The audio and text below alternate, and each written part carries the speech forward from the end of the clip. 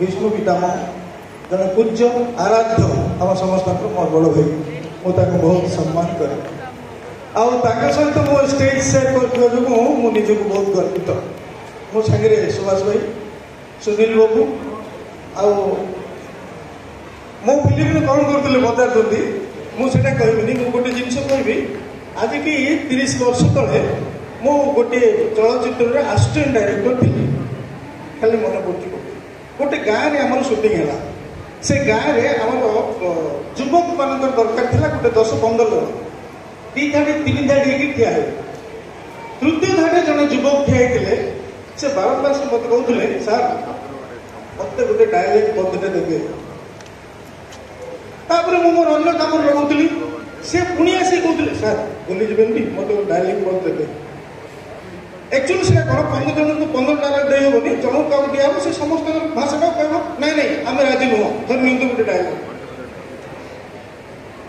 3-4 थर 5 थर कहला पर मुझे युवक को भल देखिली कि भितर कला लगा फुटिकी नहीं खाली गोटे सुजोग दरकार आउ मो निर्देशक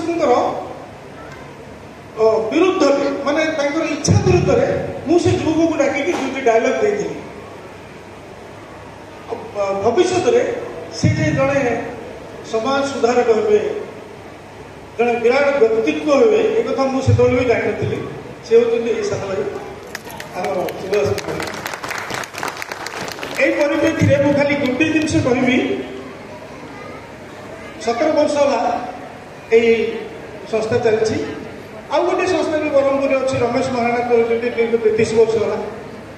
ये आगे भी चलती बहुत 20-25 वर्ष है बोले आगे 34 वर्ष है ये नाटक करवा बहुत कष्ट कहीं आमर इनफ्रास्ट्रक्चर माने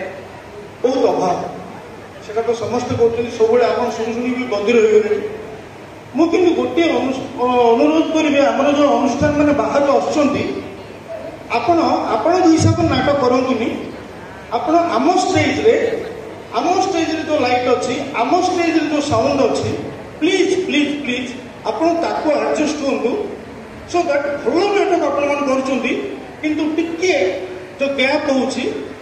आपण मानकर जो ए कलर साउंड रखी आप जो मंच सारा बुलले भी आप शुभुची किंतु ये आमर 2टा माइक मझे ठिया जब कहे शुभनी आप धरिक एडजस्ट करूँ नाटक बहुत भल हम आप बहुत परिश्रम करमर उद्योक्त मैंने आज जो मैंने